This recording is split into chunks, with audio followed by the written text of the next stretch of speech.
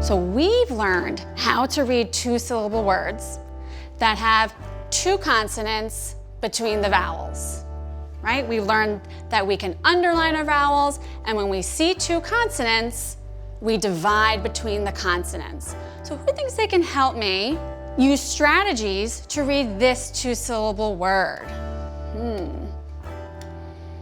Finley? You could underline the O and the E. Right, we underline our two vowels, and what do we see between the two vowels, Finley?